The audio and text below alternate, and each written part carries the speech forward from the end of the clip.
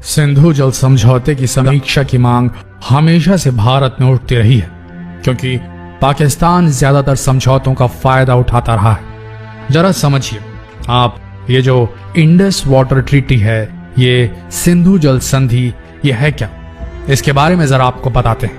पहले जरा 6 नदियां जानिए हिमालय बेसिन से जो निकलती हैं। ये 6 नदियां हैं। 3 पश्चिमी नदियां हैं और 3 पूर्वी नदियां हैं। 3 पश्चिमी नदियों में आती हैं सिंधु, झेलम और चिनाब, और 3 पूर्वी नदियों में आती हैं अरावी, सतलुज और व्यास। स्वतंत्रता के शीघ्र बाद पंडित जवाहरलाल नेहरू, जो कि प्रधानमंत्री थे उस वक्त के, और पाकिस्तान के राष्ट्रपति अयूब खान के बीच समझौता हुआ था कि सिंधु घाटी की 6 नदियों में से 3 नदियों के जल पर भारत का अधिकार होगा और 3 नदियों पर पाकिस्तान का अधिकार होगा। पाकिस्तान के कोटे में सिंधु, चिनाब और झेलम नदियां डाली गई थी।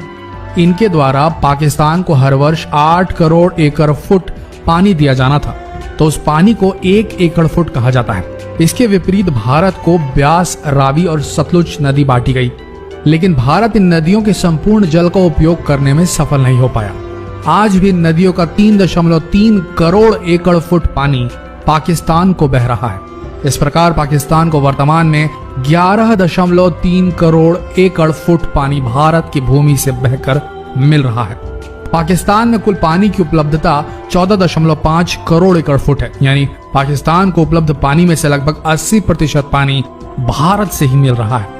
आशा की जाती है कि वर्तमान सरकार के समय यह पानी हम पूरी तरह से उपयोग कर सकेंगे, तब यह पानी पाकिस्तान को मिलना बंद हो जाएगा। इससे पाकिस्तान की समस्या बढ़ेगी, क्योंकि वर्तमान में 11.3 करोड़ एकड़ फुट पानी जो सिंधु घाटी के माध्यम से पाकिस्तान को मिल रहा है, उसकी तुलना में आने वाले समय में केवल उसे 8 करोड़ एकड़ फुट ही पानी मिल पाएगा। और अब जब इसी साल जो भारत के हिस्से का पानी है, वो सरप्लस पानी पाकिस्तान में ना बहे, इसे रोके जाने का ये फैसला लिया गया है, तो सवाल उठ रहे हैं कि ये किया कैसे जाएगा। हम आपको बताते हैं भारत सरकार का पूरा मास्टर प्लान इस एक्सक्लूसिव वीडियो के जरिए। यमुना के जरिए पंजाब, हरियाणा, राजस्थान को भेजा जाएगा ये पानी जो अभी पाकिस्तान को सरप्लस बह रहा है। इस पूरे प्लान की घोषणा की थी इसी साल फरवरी में नितिन गडकरी जी ने। पठानकोट में रावी नदी पर एक प्रोजेक्ट बनाया जा रहा है।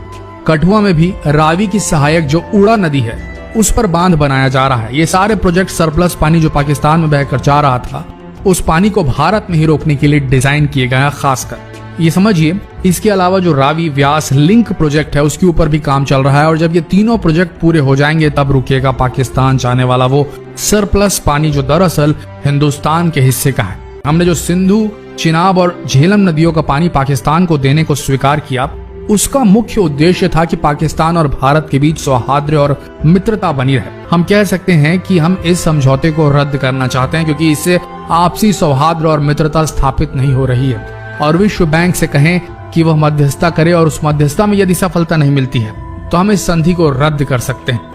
विशेषज्ञों का कहना है कि जम्मू कश्मीर में भारत को हाइड्रो इलेक्ट्रिक पावर की जरूरत को पूरा करने के लिए पानी की आवश्यकता है, लेकिन सिंधु जल संधि को तोड़ देना एक विवादित विषय है। विशेषज्ञों का यह कहना है कि भारत ने 1960 में यह सोचकर पाकिस्तान से संधि पर हस्ताक्षर किए कि उसे, यानी कि भारत को, जल के बदले शांति मिलेगी, लेकिन संधि के अमल में आने के 5 साल बाद ही पाकिस्तान ने जम्मू कश्मीर पर 1965 में हमला कर दिया था। पड़ोसी देश की 2.6 करोड़ एकड़ कृषि भूमि सिंचाई के लिए इन नदियों के जल पर निर्भर है। यदि भारत इनका पानी अवरुद्ध कर दे तो पाकिस्तान की कमर टूट जाएगी, और इससे शायद फिर वहां उपजने वाले आतंकवाद की भी कमर टूट जाएगी। इस पर आप सबका क्या कहना है? अपना जनमत संग्रह आप सब कमेंट सेक्शन में लिख सकते हैं कि क्या किया जाना चाहिए। इस वीडियो के कमेंट में जरूर जवाब दें। धन्यवाद।